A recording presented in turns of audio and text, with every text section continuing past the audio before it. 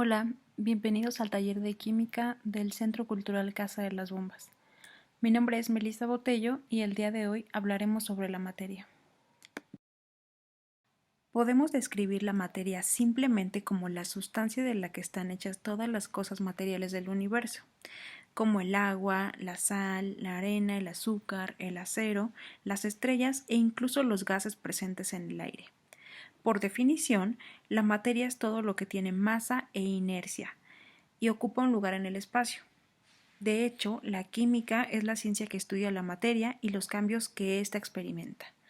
Pero antes de esto debemos estar seguros de conocer las definiciones de algunos términos.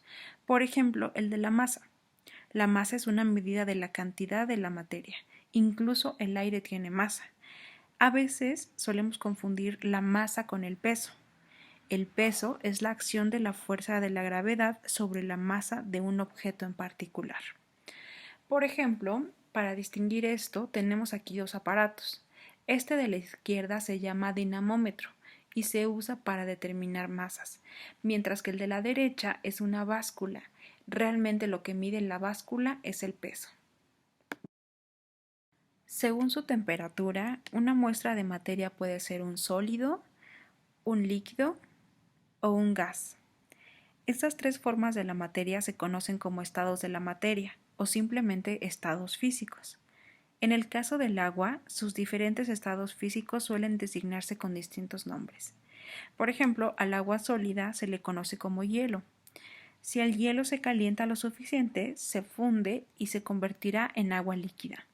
A este proceso se le denomina fusión.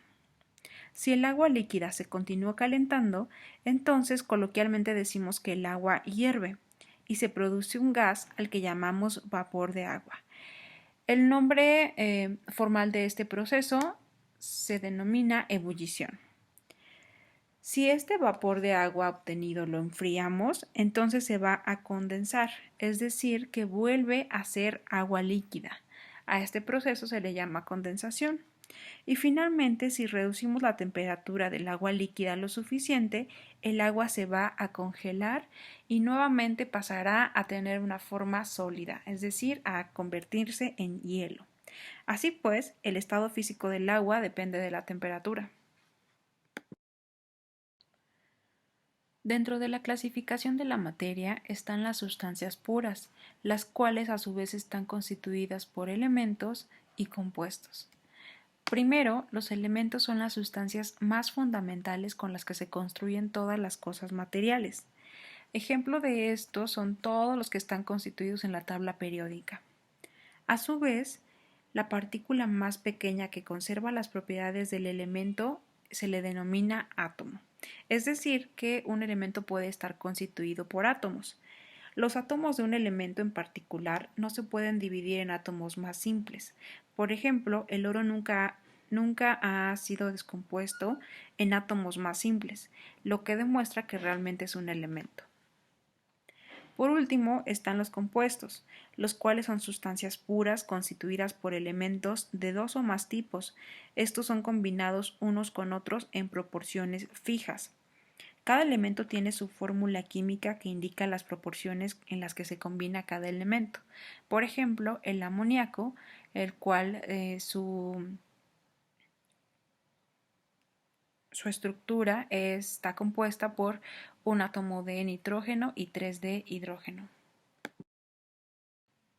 Toda muestra de materia se clasifica como sustancia pura o como una mezcla. Una sustancia pura puede ser un elemento o puede ser un compuesto. Por su parte, las mezclas pueden ser homogéneas o heterogéneas. La composición de una sustancia pura siempre es definida y fija. Por ejemplo, el del agua, que es un compuesto, siempre va a estar compuesta por el 11% de hidrógeno y el 89% de oxígeno en masa. En el caso de los elementos, tendríamos, como ya lo mencionamos, todos aquellos que constituyen la tabla periódica, como el oxígeno, el hidrógeno o el hierro.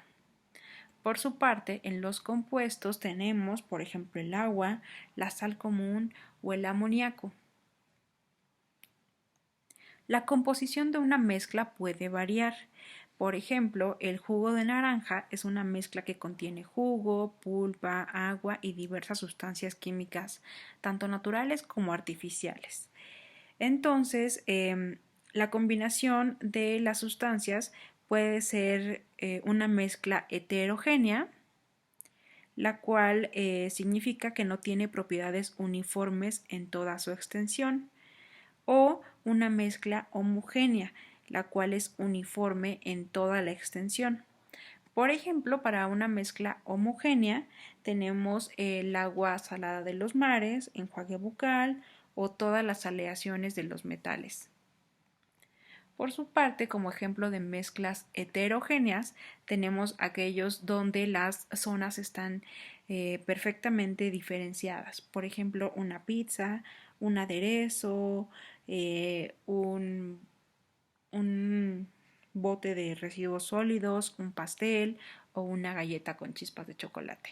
En todas estas se puede observar la diferencia entre cada uno de los elementos o de los ingredientes. Y esto ha sido todo por hoy. Gracias por su atención y los espero en la siguiente lección.